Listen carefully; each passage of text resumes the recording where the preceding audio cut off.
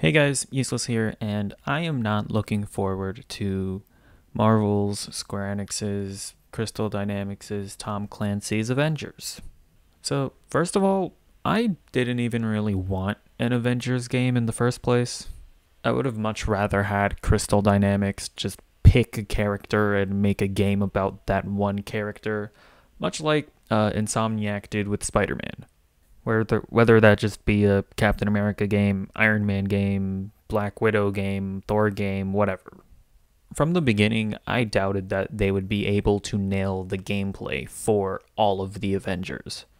Rocksteady was able to really focus on perfecting Batman gameplay in the Arkham games. Insomniac was able to perfect Spider-Man gameplay in Spider-Man PS4. WB Montreal was able to copy and paste the Arkham City combat into Arkham Origins. And I just felt like trying to make a combat system that fits with all of the Avengers would lead to not nailing the gameplay for any one of them. And I haven't played the game myself, but just from watching gameplay of it, so maybe I'm totally off here, but I kind of think I was right. It looks like it's a jack of all trades, but master of none. It honestly kind of reminds me of a more polished and a bit more complex Marvel's Ultimate Alliance. It looks like a beat 'em up where the enemies are just sponges that you just mash square over and over again until you beat them.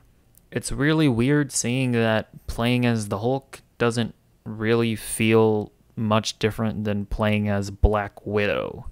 I will say, with the exception of Iron Man, in seeing Iron Man gameplay, it does look significantly different from the other Avengers, but because, he can fly around, he can shoot missiles and stuff, and his gameplay does seem more varied, but I don't know, in seeing a lot of the other characters, it just kind of looks like you're running up to people and beating them up.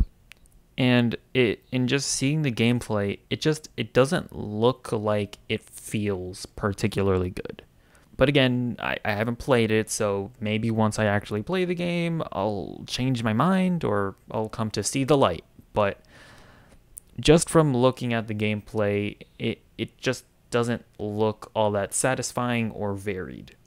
And maybe this would have been okay pre-Spider-Man PS4 or hell, pre-Arkham Asylum, honestly. But nowadays, I just can't help but expect an Avengers game of this scope with this budget, to have more engaging gameplay. And I really don't think that that is an unreasonable ask. But, and I must emphasize this again, I have not actually played the game, so maybe I'm totally off here. But aside from gameplay, it is a live service game. I've never been interested in playing those types of games. I am very much a single player guy. I don't like people. I don't want to go on raids with people. I don't want to play the same level over and over again to get all the loot that I need. Every time I see a screenshot of the upgrades and gear selection screen, I just become immediately tired. I just want a focused, narrative-driven, single-player experience. And I don't want it to go on for years. I just want you to make a game and sell me a game, especially when there really isn't any assurance that these studios are going to keep their promises of supporting games for years to come. Just give me a game and let me be done with it. Now, to be fair, from what I understand, the game does have a campaign and you can play it by yourself, but the game appears to be designed around multiplayer, so I honestly don't have high hopes for the single-player experience. I just honestly don't see this single-player campaign being on the same level as Marvel Spider-Man or the Arkham games. And even if it does end up being a pretty solid campaign, I'll always in the back of my mind be thinking that it could have probably been so much better if they would have focused all of their development efforts into making a single player game. And now, I personally am somebody that values story and narrative in games, not I don't think every game needs a good story, but if I'm gonna play an Avengers game, I want a good story to go along with it. And I can't really judge the game's story because I haven't played it yet. But from what I've seen of it, it doesn't look like anything especially great. It kind of looks like it's trying to be an MCU movie, but it's not the MCU, so it's just kind of weird. I don't know.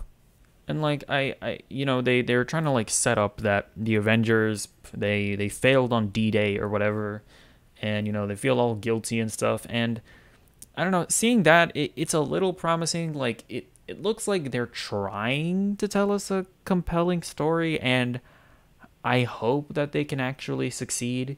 But just with it being a live service game, I just don't know how much faith I have that they're even really capable of telling a really good story that's interwoven in gameplay, like we've seen in the Arkham games and in Marvel's Spider-Man. But I won't rag on the narrative aspects too much because I simply can't speak to it. So everything that I've talked about so far is stuff that I've seen in YouTube videos. It is very possible that all of these elements end up blowing me away and that I end up having a really good time with the game. Now, I would like to talk about the things in the game that, no matter which way you slice it, are cringe. Let's get into the big ol' elefante in the room. Spider-Man is going to be a PS4 exclusive character. This was actually going to be the original sole topic of this video, but halfway through writing the script, I decided that I just kind of wanted to talk about the game more broadly. But yeah, Spider-Man being a PS4 exclusive sucks. And it's not about me molding because I don't have a PS4, which I am. It's about Spider-Man not being the character to do this with. Not that you should do this with any character, but Spider-Man is one of, if not the most popular Marvel character. It's going to be a huge blow to PC, Xbox, and Stadia players to not have the option to play as Spider-Man. PC, Xbox, and Stadia players are going to be paying the same $60 price tag for an inferior experience. I would maybe get the rationale for this decision if this was going to be the same Spider-Man from Spider-Man PS4, but this is going to be Marvel's Avengers' own in-universe iteration of the character. And people will say, oh, it's just a side character, who cares? But A, it's Spider-Man. Imagine if they made a Justice League game and made Batman an Xbox exclusive character. There would be riots in the streets. And B, the way they've talked about this game is that it's going to be a service. There is going to be content for years to come, meaningful content. So either PC, Xbox, and Stadia players are going to be missing out on significant Spider-Man content, or Spider-Man is just never going to play a significant role in future campaigns or events that take place down the line, which is a huge waste of the character. Also, yes, this is anti-consumer. Sony is excluding content from other platforms where players are paying the same amount of money for the same product. I don't know how this is even a debate. Some defenses I've seen for this are people saying, well, Sony is doing this for us, the PlayStation players. Okay, Sony is not doing this for you. Sony is doing this for themselves at the expense of PC, Xbox, and Stadia players. If PC, Xbox, and Stadia players could play as Spider-Man, that would not in any way negatively affect PlayStation players. Sony is not your friend. You don't have to defend them when they do a shitty anti-consumer move like this. People have also said, oh, well, companies have always been doing stuff like this. But Again, Spider-Man, to me, is a bridge too far, and saying, well, that guy did it too, is not a defense. Now, to be clear, if you're a PlayStation player, I'm not saying that you should feel bad about being excited for the Spider-Man DLC. I hope you guys have fun even though I'm malding about it. I just hope that you can understand why it's shitty for the rest of us.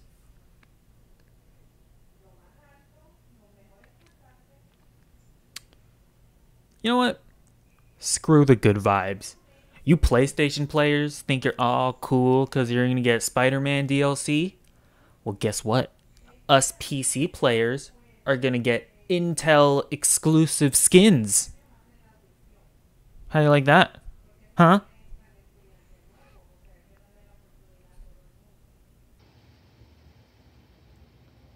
Fuck! Yeah, no, there is also exclusive content for Virgin Mobile and Verizon customers.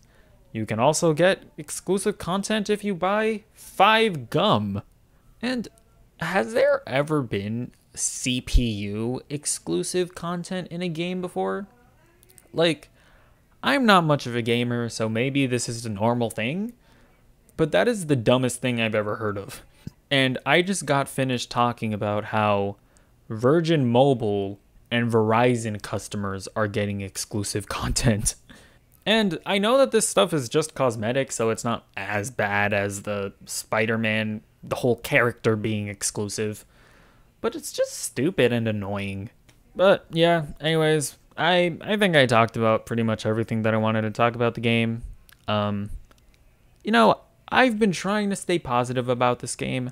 I really have, but in writing the script when this was just going to be about Spider-Man PS4, I just decided, you know what? No. This game looks bad.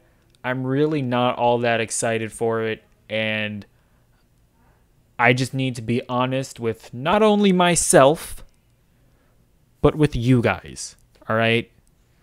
Cuz when I started this channel, I told myself I made a vow to always be honest when it comes to video games.